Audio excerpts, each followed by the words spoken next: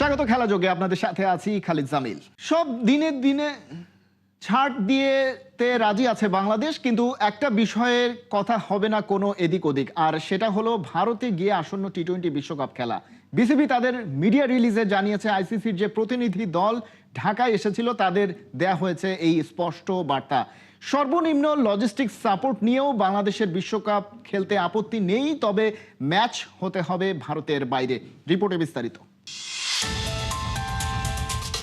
মোস্তাফিজ যদি আইপিএল খেলতে আসে তবে সে যেন নিজ দায়িত্বে আসে, পরে কিন্তু দায়ভার ভারতীয়দের কেউ নেবে না। নতুন বাংলা শেখা শিশুও জানে এই কথা দিয়ে কাটার মাস্টারকে আসলে সাবধান করা হয়নি, রীতিমতো হুমকি দেয়া হয়েছে, সেটাও প্রাণনাশের। সভ্য দেশে এমন কিছু তো ফৌজদারি অপরাধ। যারা এসব বলেছে প্রকাশ্য মিডিয়ায়, তাদের বিরুদ্ধে প্রশাসন কি কোনো ব্যবস্থা নিয়েছে? যারা এসব বলেছে তারা প্রভাবশালী রাজনৈতিক কিংবা ধর্মীয় ব্যক্তিত্ব, তাই বলেই কি ওরা পেয়েছে ছাড়? নাকি মোস্তাফিজের ব্যাপারে ভারত রাষ্ট্রেরও একই মতামত? ভারতের বিষয় থাক, এবারে ঢাকায় ফেরা যাক। রবিবার সারাদিন আইসিসি বিসিবি মিটিং, এমন ভাইব পাওয়া গেলেও সবার অগোচরে ঘন্টা দেড়েক চলেছে সেই রুদ্ধদ্বার বৈঠক। আইসিসির ইন্টিগ্রিটি ইউনিটের জেনারেল ম্যানেজার অ্যান্ড্রু ইফক্রেইভ এসেছেন ঢাকায়। তার সাথে আসার কথা ছিল এক ভারতীয়। তিনি আইসিসির ইভেন্টস অ্যান্ড কর্পোরেট কমিউনিকেশনসের general manager Gaurav Saxena. Mister Saxena visa জটিলতার কারণে শেষ পর্যন্ত আসতে পারেননি, তবে ভার্চুয়ালি ছিলেন আলোচনার টেবিলে। বাংলাদেশ ও বিসিবি সাইড থেকে মিটিংয়ে যোগ দেন সভাপতি আমিনুল ইসলাম বুলবুল, দুই সহসভাপতি ফারুক আহমেদ এবং শাখাওয়াত হোসেন। তাদের সাথে cricket operations chairman Nazmul Abedin Fahim এবং চিফ এক্সিকিউটিভ নিজামুদ্দিন চৌধুরী। বোর্ডের head of security retired brigadier general Shamim ফরহাদও ছিলেন এই বৈঠকে। আইসিসির এত আয়োজন অবশ্য কোনো কাজে আসেনি, কারণ বাংলাদেশ তাদের জায়গা থেকে সরেনি এক চুল। সব শর্তই মেনে নেওয়া যায়, তবে নিজেদের সিকিউরিটি কনসার্ন নিয়ে ভারতে গিয়ে বিশ্বকাপ খেলা সম্ভব না, যেখানে এই কদিন আগেও হুমকি দেয়া হয়েছে মোস্তাফিজকে, যে কিনা বাংলাদেশ দলের অন্যতম সেরা তারকা। তবে এই আলোচনার ফলাফল, বিসিবি আইসিসিকে জানিয়েছে ফিক্সচার মেলাতে দরকার হলে অন্য গ্রুপে স্থানান্তর করা যেতে পারে বাংলাদেশকে, এবং সবচেয়ে কম লজিস্টিক ফ্যাসিলিটি নিয়েও টাইগাররা খেলতে রাজি শ্রীলঙ্কায়। আইসিসির এই প্রতিনিধি দল অবশ্য বিসিবির কথা শুনেছেই কেবল, কোনো সিদ্ধান্ত জানানোর এখতিয়ার তাদের দেয়নি আইসিসি। তারা বলে গেছেন চেয়ারম্যান জয় শাহর সাথে কথা বলেই পরের আপডেট জানানো হবে, এবং দরকার হলে এই আলোচনা চলমান থাকবে। খালিদ জামিল, ৭১। ৪৮ ঘন্টা পেরিয়ে গেলেও বিসিবির দেয়া কারণ দর্শানোর নোটিশের জবাব দেওয়ার প্রয়োজন মনে করেননি আলোচিত পরিচালক এম নাজমুল ইসলাম। ক্রিকেটারদের নিয়ে বেফাস মন্তব্য করে ফিনান্স কমিটির চেয়ারম্যানের পদ হারিয়েছেন এই ডিরেক্টর। শোনা যাচ্ছে বিসিবির চিঠির জবাব না দিয়ে উল্টো ক্রিকেট বোর্ডকেই শোকজ করতে পারেন এই নাজমুল ইসলাম। সাইফুল রূপকের রিপোর্ট। এবার বিসিবিকেও বুড়ো আঙ্গুল দেখালেন বিসিবির বিতর্কিত আলোচিত পরিচালক এম নাজমুল ইসলাম। বুধবার ক্রিকেটারদের নিয়ে বেফাস মন্তব্য করায় বৃহস্পতিবার সকালে ক্রিকেট বোর্ড তাকে কারণ দর্শানোর চিঠি দেয়, ৪৮ ঘন্টা সময় দেয়। সেই ৪৮ ঘন্টার সময়টা শেষ হয়ে গেছে শনিবার সকাল ১১টা সাড়ে ১১টার দিকে, কিন্তু এম নাজমুলের কাছ থেকে কোনো জবাব বা কোনো চিঠি বাংলাদেশ ক্রিকেট বোর্ড পায়নি।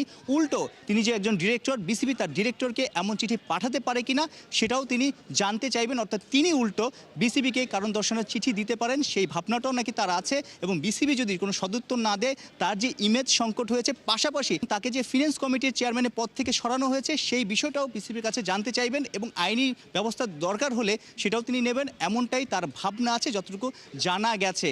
অর্থাৎ বুধবার ক্রিকেটারদের স্যালারি ইস্যু কিংবা ক্ষতিপূরণ দেয়া না দেয়া, তাদের পারফরমেন্সের ঘাটতি, তারা বিশ্বকাপ জিততে পারেনি, তাদের এত এত খরচ, তাদের পিছনে তাদের কাছ থেকে যে টাকাটা নিয়ে নেওয়া হয়, নানা রকমের কথা বলেছেন যেগুলো আসলে অনেকেই পছন্দ করেনি। ক্রিকেট বোর্ডও সেই কথাগুলো পছন্দ করেনি, যে কারণেই ক্রিকেটাররা প্রতিবাদ করেছে। ক্রিকেট বোর্ডও একটা স্টেটমেন্ট দিয়েছে প্রথমে, অর্থাৎ তাকে কারণ দর্শানোর চিঠি দেওয়া হয়েছিল, পরবর্তীতে ফিনান্স কমিটির চেয়ারম্যানের পদ থেকে তাকে সরানো হয়েছে। অর্থাৎ ক্রিকেটারদের পক্ষেই ক্রিকেট বোর্ড, ক্রিকেটারদেরকে হেয় করার পক্ষে না বাংলাদেশ ক্রিকেট বোর্ড। কিন্তু সেই ক্রিকেট বোর্ডের একজন পরিচালক যখন ক্রিকেটারদের বিপক্ষে এমন কথা বলে এবং অ্যাডামেন্ট, অর্থাৎ তিনি যে কথাটা বলেছেন তিনি এখনও নাকি মনে করেন যে তার কথাটাই ঠিক, তিনি কোনো ভুল কথা বলেননি, অর্থাৎ ক্রিকেটারদের নিয়ে তার এই কথাগুলো বলার নাকি রাইট আছে অ্যাজ এ বিসিবি ডিরেক্টর, তিনি এটাই ভাবছেন। যে কারণে বাংলাদেশ ক্রিকেট বোর্ড তাকে যে কারণ দর্শানোর চিঠি দিয়েছে সেই চিঠির জবাব দেওয়ার প্রয়োজন তিনি মনে করেন না। ৪৮ ঘন্টা পেরিয়ে যাওয়ার পর তার বিপক্ষে অ্যাকশন নেওয়া হবে সেই কথা বলেই আসলে ক্রিকেটারদেরকে মাঠে নামানো হয়েছে। এবং 48 ঘন্টা পেরিয়ে যাওয়ার পর তার যদি জবাব না আসে তাহলে বিসিবি অ্যাকশন নেবে, সেটাও সেদিন আসলে বলা হয়েছিল। এখন ডিসিপ্লিনারি কমিটির চেয়ারম্যান সেই পুরো রিপোর্টটা লিখে বাংলাদেশ ক্রিকেট বোর্ডের প্রেসিডেন্ট আমিনুল ইসলাম বুলবুল তার কাছে জানানো হবে। এম নাজমুল ইসলাম যে আসলে এইভাবে এখনও অ্যাডামেন্ট বা তার কথাতে তিনি এখনও যে স্ট্যান্ড স্টিল, সেই জায়গাটাতে ক্রিকেটাররা যদি এই যে 48 ঘন্টা পেরিয়ে যাওয়ার পর এখন যদি আবার প্রতিবাদ করে বা ক্রিকেটাররা যদি বিসিবির কাছে জানতে চায়, তখন বিসিবির তো কোনো একটা জবাব দিতে হবে। সো এখন ডিসিপ্লিনারি কমিটির চেয়ারম্যান ক্রিকেট বোর্ডের প্রেসিডেন্টকে জানাবে এবং প্রেসিডেন্ট পরবর্তী অ্যাকশন নেয়ার সুযোগ থাকলে নেবে। কতটুকু নেবে সেটা হয়তো সময় বলে দেবে। তবে যতটুকু আমরা জানতে পেরেছি, বিপিএল ফাইনালের পর দিন অর্থাৎ 24 জানুয়ারি বাংলাদেশ ক্রিকেট বোর্ডের সভা আছে, বোর্ড কর্তারা সেখানে থাকবেন। সেখানে এম নাজমুল ইসলাম আসেন কিনা সেটাও দেখার একটা বিষয় হবে। সেদিন একটা বড় এজেন্ডা থাকতে পারে যে এম নাজমুল ইসলাম যেভাবে কথা বলেছেন বা বিসিবির পরিচালকরা নানা সময় নানা রকমের কথা বলছেন, পরিচালকদের কোড অফ কন্ডাক্ট নিয়ে হয়তো আলোচনা হবে সেখানে। পাশাপাশি এম নাজমুল এগেনস্টে আসলে বিসিবি কী করতে পারে, আসলে কিছু করবে কিনা সেটা হয়তো সেদিনই বোঝা যাবে। সাইফুল রূপক, ৭১। 206 স্বপ্ন ভাঙলেও জয়ের রংটা ঠিকই নিজেদের করে রাখলো রংপুর রাইডার্স। বিপিএল এর চলমান আসরে ঢাকা ক্যাপিটালসকে 11 রানে হারিয়ে 9 ম্যাচে 10 পয়েন্ট নিয়ে প্লে অফ নিশ্চিত করেছে রংপুর। অন্যদিকে একই ম্যাচে হারের মধ্য দিয়ে আসর থেকে বিদায় নিশ্চিত হলো ঢাকার। জুবাইর নূরের রিপোর্ট। 11 ওভারে 100 রান, গ্যালারিতে গুঞ্জন আজ কি তবে প্রথম 200। বিপিএলের চলমান আসরে যে স্বপ্ন এখনো ছুঁতে পারেনি কেউ, রংপুর রাইডার্স যেন সেটাকেই হাতছানি দিচ্ছিল। তবে 200 মাইল ফলক ছুঁতে না পারলেও জয়ের লড়াইয়ে শেষ হাসি হাসে রংপুর রাইডার্সই।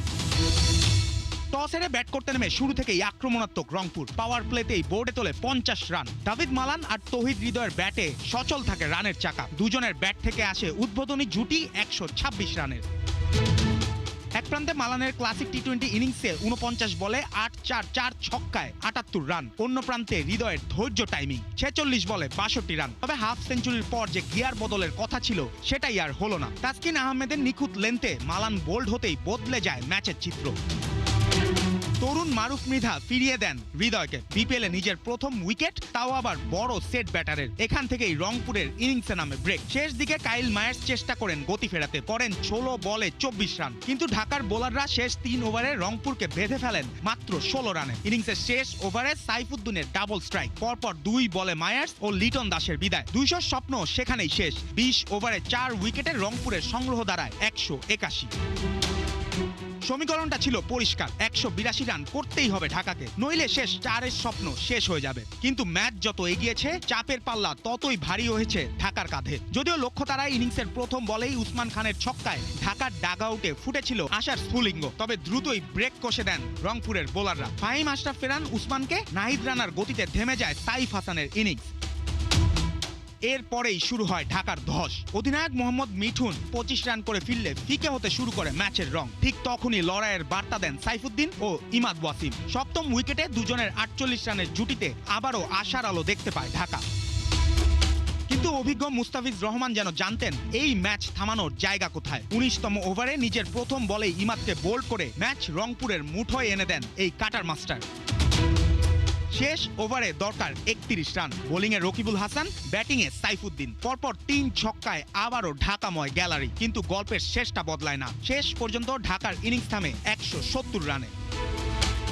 11 রানের এই জয়ে 9 ম্যাচে 10 পয়েন্ট নিয়ে প্লে অফ নিশ্চিত করেছে রংপুর রাইডার্স। আর 9 ম্যাচে মাত্র 4 পয়েন্ট নিয়ে আসর থেকে বিদায় নেয় ঢাকা ক্যাপিটালস। জুবাইর নূর, ৭১। সাফ নারী ফুটসাল চ্যাম্পিয়নশিপে শনিবার ভুটানের বিপক্ষে খেলতে নামে বাংলাদেশ। ভারতের সাথে বড় জয় দিয়ে শুরু করলেও ভুটানের সাথে লড়াইটা সোজা ছিল না। ভুটানের বিপক্ষে পিছিয়ে থেকেও শেষ পর্যন্ত 1 পয়েন্ট নিয়ে ম্যাচ শেষ করতে হয়। ম্যাচের প্রথমেই 1 গোলে এগিয়ে যায় ভুটান। মাসুসিমার দুর্দান্ত গোলে সমতায় ফেরে বাংলাদেশ। ফার্স্ট হাফ শেষ হয় 1-1 সমতায়। সেকেন্ড হাফে একাধিক সুযোগ হাতছাড়া করে লাল সবুজরা। সুযোগ কাজে লাগিয়ে আরও 1 গোল করে বসে ভুটান। লিড খুব বেশি সময় ধরে রাখতে পারেনি যদিও প্রতিপক্ষ। অধিনায়ক সাবিনার গোলে আবারও সমতায় বাংলাদেশ। এরপর ভুটানের আরও 1 গোলের জবাবে গোল করেন মাসুরা পারভিন। শেষ পর্যন্ত 3 গোলে ড্র হয় ম্যাচটা। 6 দলের এই টুর্নামেন্টে প্রতি দল 5টি করে ম্যাচ খেলার সুযোগ পাচ্ছে। বাংলাদেশ এরই মাঝে খেলেছে 2টি ম্যাচ। 5 ম্যাচে শীর্ষ পয়েন্টধারী দল হবে চ্যাম্পিয়ন। মায়ের শূন্যতা, ঘর ছাড়া জীবনের যন্ত্রণা আর বারবার বাধার মুখেও যে ছেলেটা হার মানেনি ফুটবলের কাছে। প্রতিকূলতার পর প্রতিকূলতা পেরিয়ে সাইমের একটাই স্বপ্ন, একদিন গায়ে জড়াবে লাল সবুজের জার্সি।